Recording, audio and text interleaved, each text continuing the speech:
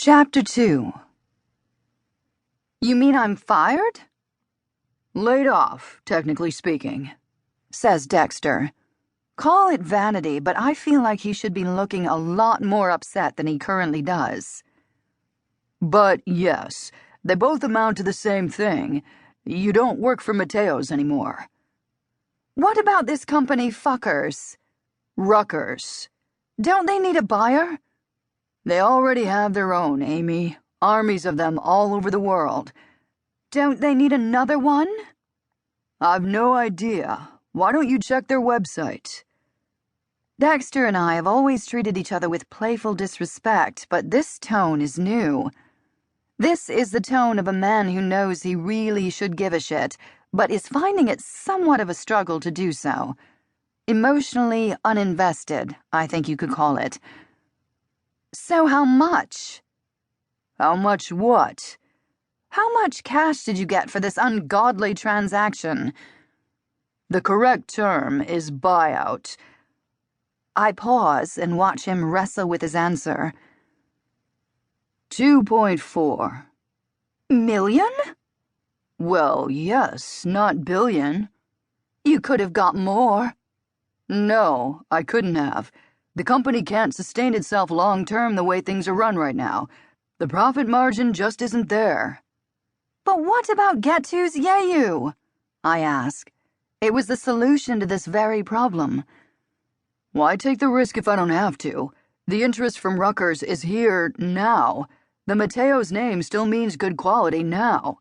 Third wave coffee has to make a way for fourth wave, which is probably going to taste like shit. But in the coming years, as good coffee becomes a fading memory, the name Mateo's will still keep people buying. It's just simple marketing. You're literally selling out. I prefer to think of it as buying in. Smart people know when they're making a mistake, Dexter. Accepting $2.4 million for a business that's almost bankrupt is not a mistake, he says. Fair point. I've made this business into a phenomenon. Our customers have always had the most excellent of everything. But we can't do that any longer. The money just doesn't work that way now. If I don't do this today, the whole setup is going to fail. Don't you care about the coffee anymore? I ask. It's this change that's the hardest of all to understand. The coffee used to be Dexter's primary obsession, the fundamental focus of his life. He'd wax lyrical to anyone who would listen, and there were plenty lined up about coffee as an art form, about the intense, vibrant beauty of the moment it could create. How it could be the antidote to all the sadness in your life, perhaps all the misery on the planet. Or if everyone in the world started their day with the right type of coffee, perhaps we could make it work. Perhaps we, all the tribes of the human species, could finally all just get along, bonded through our mutual love of a perfect moment. He'd generally go on in this vein until someone stopped him. It was normally me. I do care. I just care about my family more. That's a shift. Don't you want to start putting your family first, Amy? I thought you'd be stoked to spend some extra time with your kids. Well, forgive me if my lack of $1 million payout is putting somewhat of a damper on my outward jubilation.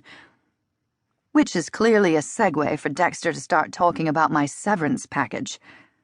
I've put as much sweat equity into Mateo's as he has over the last 14 years.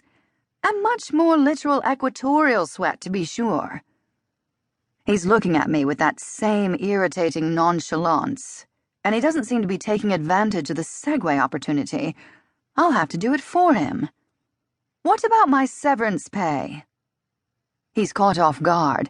He has the decency to tint a little pink. Well, Ruckers didn't really extend that payout to... I'm not talking about fuckers.